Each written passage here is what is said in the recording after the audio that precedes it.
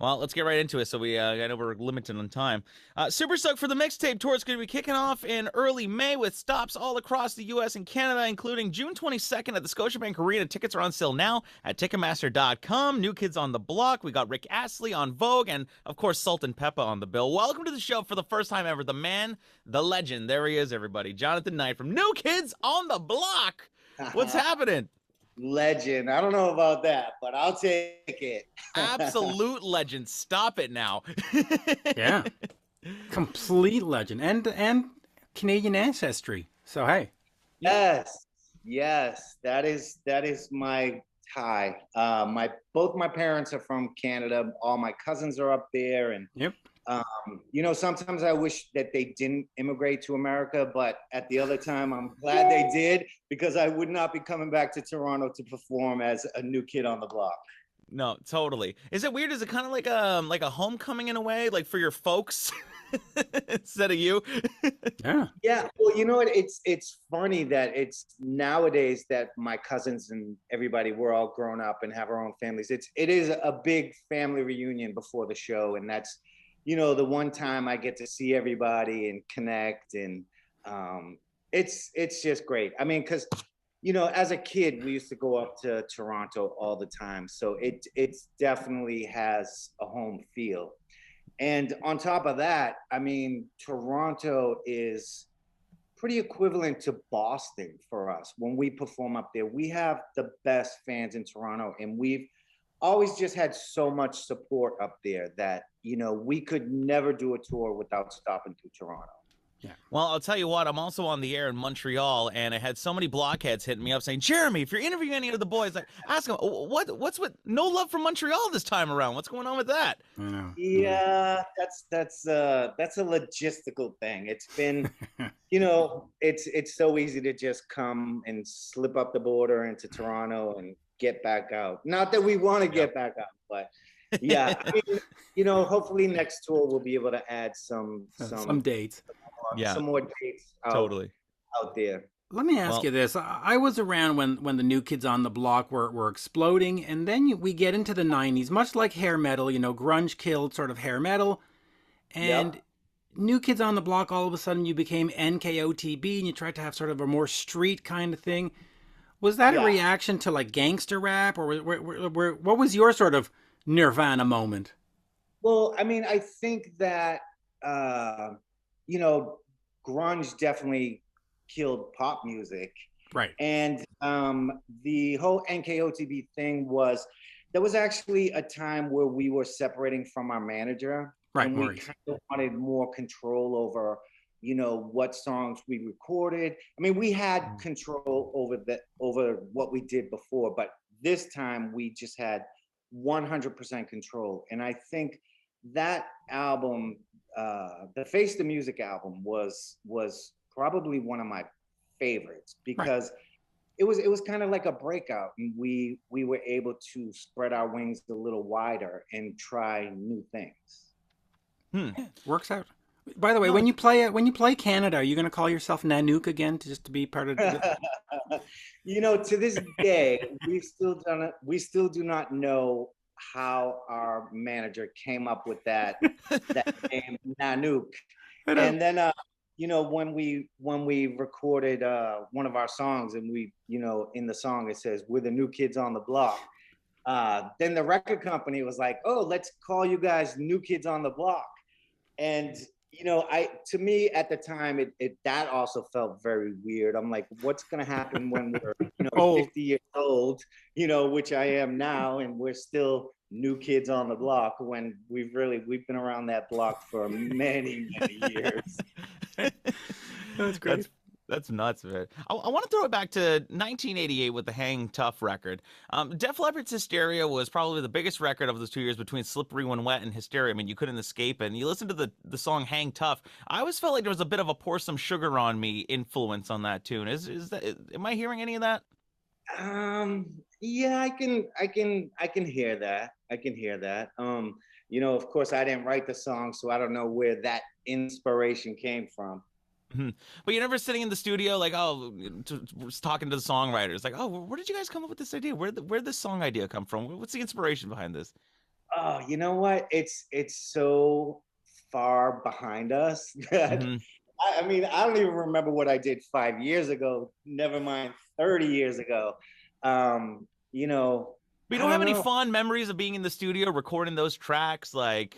I mean, when we first started, we recorded in our producer's house, Right. and Mhm. those memories were awesome because we'd jump on the train, we'd go to the studio after school, we'd hang out, we'd play ping pong, cook some food, sit around the studio, and then as our momentum built and we were touring 360 days of the year, we actually started recording in hotel rooms, and we would take the mattresses off the bed and just kind of make a little sound booth, and we would just, Nice. each city we had a day off, we just do a little bit more recording. It was really weird. And to be fair, I mean, a lot of artists are still doing that today because it's like your schedule when you're on the road and you're Right. this constant thirst for new music and content. You got to do what you got to Yeah, do. I But it's mean, and, easier and now. luckily nowadays, technology's set up for that. I mean, here we are using mattresses and blankets and pillows as soundproofing, and Having to I roll in the 8 track or if it's 24 yeah. tape. The 2-track back then. Right Oh now. my. Hey, But talking about the music though, I mean, there's a lot of artists these days, and we interview, the old school dudes, the new kids, and it's just like everybody. We always talk about this thing where it's like new music, and Paul Stanley of Kiss, he says, well, you know what, we don't really need to record new music. We're more than happy going out there and doing the hits. And then you talk Yeah. to somebody like Robin Zander from Cheap Trick, and he's like, listen, we're musicians, and music at the end of the day is what we do, and it would just not be worth it for us to not make new music. How important is new music to New Kids on the Block? Well, I mean, definitely the hits are enough to fill up a show. of But course. at the same time, you want to give fans something to look forward to. And I mean, we've done a few new albums over the years. Hmm. And, last tour, we did a single on our last mixtape tour with all the artists that are performing. And I mean, I've been getting uh, emails with some new songs right now. So we're thinking about putting out some new stuff, maybe one or two songs just to bring it into the show and give it a Yeah. just a little more upbeat thing, because I will say performing the same songs night after night after night that you've been performing for 30 years, sometimes it can get a little stale. So I always love when we bring in some of the new stuff. Yeah, like Yeah, House and I mean, Party. you did House Party with, you had, geez, Boys to Men, Naughty by Nature on there. I would totally love to get a track with you guys and Rick Astley on it. Like, that'd be epic. Oh my An goodness. And then, AC/DC oh, cover. come on. Yeah. But hey, talking about music, a lot of artists have also been re-recording their past catalog to kind of freshen up the production and make it a little bit more modern. Would you guys ever consider going to the studio and redoing and recutting those tracks? Who's been in your head telling you our secrets? Because we have discussed that. I think it's a really cool idea. If it comes to light, we'll see. Hmm. which is great. Talk to me about maintaining the fan base for so long, because when I was in university, that's when you hit. And I was telling all the girls there, oh, Alice Cooper and Def Leppard and Bon Jovi, and they were like, no, New Kids on the Block. And I was like, what the hell. But now I learned to respect it, and you've managed to keep them for 30, 40 years. What Yeah. was sort of the secret of keeping them? Because a lot of pop bands are flash in the pan. You're here today, gone tomorrow. Yeah, yeah. What is it? I don't know. I think it's our charm. I think it's our personalities. I think it's a lot of things. I mean, I know a lot of our fans were 14, 15. Some of them were 9. I mean, they were young. I remember being 20 and we'd go to meet and greet, and there'd be like these 9-year-old kids, and I'm just like, whoa, these are like little babies. So, I think a lot of the teenage fans were, just first finding out about love, and they were like going through that period where they're like, I'm sexy and I like this guy. And, I think, just in human nature, I think, you never really forget your first love. And I think that has a lot to do with it. Yeah. Maybe. Yeah. Oh, totally, because you always remember your first time at the end of the day. Yeah, that is true. Yeah, you do. Um, you kind of do. In terms of moving forward, and you did House Party, but you want to get another full album out there, and like we said before, that's what artists do. But Yeah. is it important for you to do that? Because it is stale, as you said, but listen, fans want to hear the stuff.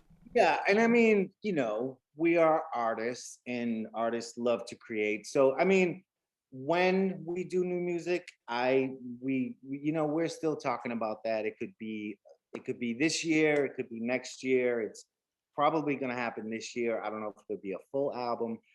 But the mixtape tour last time we did 80s Baby with Mhm. all the artists, and I don't know, maybe this tour will get Rick Astley and get in Vogue and Salt-N-Pepa on there, and come up with something really special.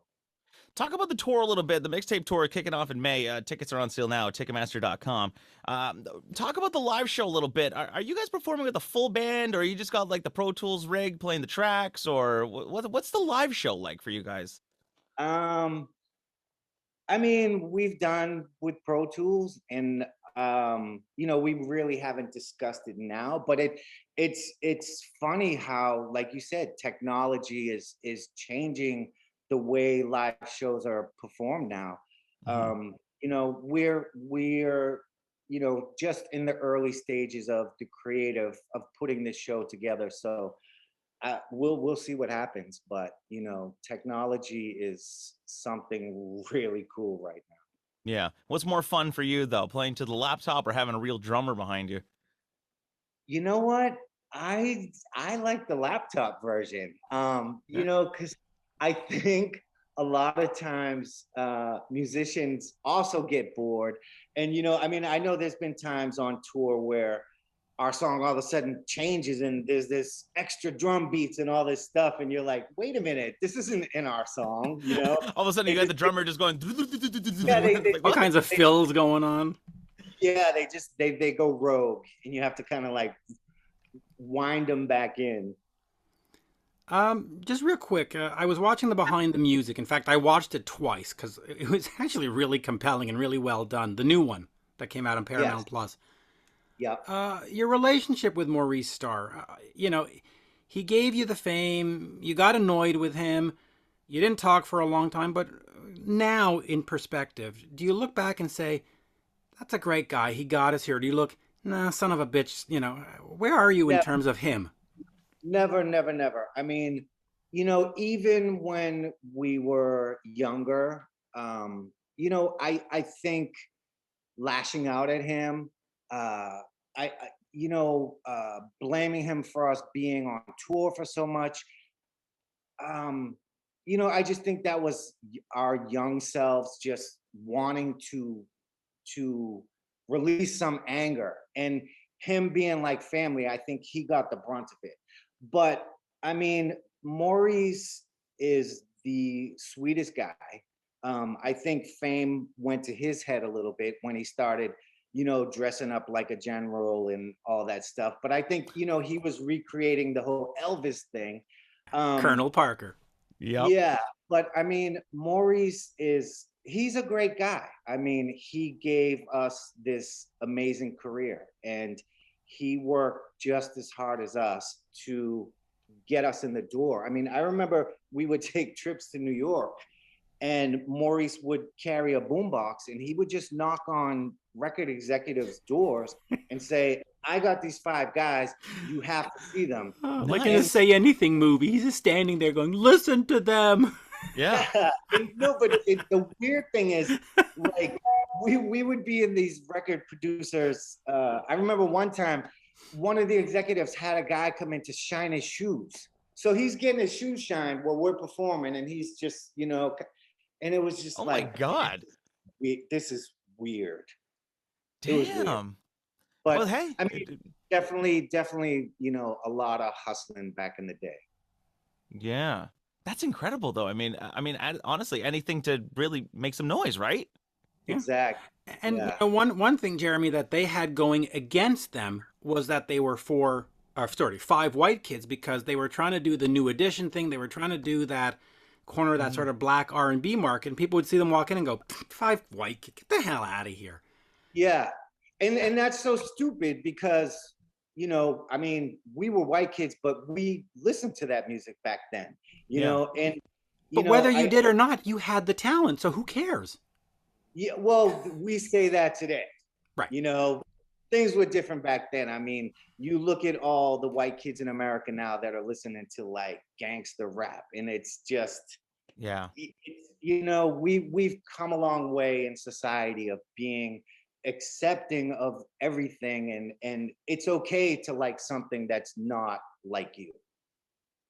No, totally. And especially in this day where like pretty much everything is widely accepted. I mean, unless you're Morgan Wallen accidentally saying the wrong lyrics of certain songs, and then, you know, you're Yeah. but well, yeah. I was cracking up at one of your Instagram photos this week. You posted farmhouse fixin' before mixtape mixin'. I thought it was a super creative caption. What's going to be happening with the TV show? Are you going to be bringing that out on the road and maybe find some cool spots in tour stops, or? No, no, I'm actually working on it now. I actually just got home from doing somebody's kitchen.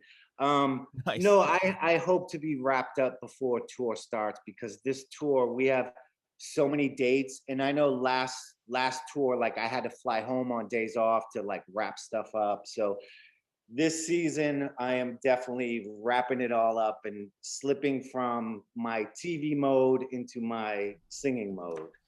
And Oh, I mean, to be fair, I mean, you're working, so hey, that's always good. Yes. yeah, but it's disappointing because I was gonna have an episode done with my bathroom, which really Yeah. could, I could use. Hey, maybe I need to talk to my producers and we'll get Come and do a Yeah. Canadian bathroom. I mean, come on. This Friday on HGTV, Jonathan Knight from New Kids on the Block fixes Mitch Lafon's bathroom. Yeah, I'm all down for that. Just got a quote on it. They said 47,000. I went, no, I don't think so. So No. yeah, yeah, come on down. It's expensive. Bathrooms especially. I mean, that's a lot of work. That's amazing.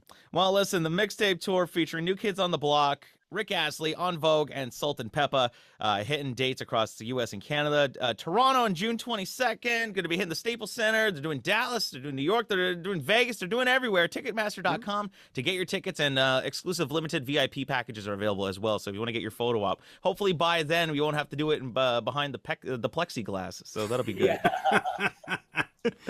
By the way, this is going to be one of the funnest tours of the year. I mean, the last guy I saw was Rick Astley, and he was just terrific in a small club, and it was just fun as hell. It's just fun. It's fun. Yeah. He's such an awesome guy. I'm so excited about this tour. It's just gonna be such a blast. So everybody go out, get your tickets, come see us in Toronto. It's gonna be a big party. And the good thing is that Rick Astley always has a Jaeger machine on his rider. So if you ever need, there's always fun backstage in that dressing room. That is true. That is true. Oh man. All right, man. Well, Jonathan, it was so great to meet you. This was awesome. We'll have to do this again. All right. Thanks for having me, guys. We'll see Thank you you. July 23rd. Yeah. Yeah. See you then. Hey, before you go, could you cut a quick ID? You're watching the Jeremy White Show. Yes. Hey, this is Jonathan Knight, and you're watching the Jeremy White Show. Perfect. Good. Awesome. All right. Thanks a lot. We'll let you go.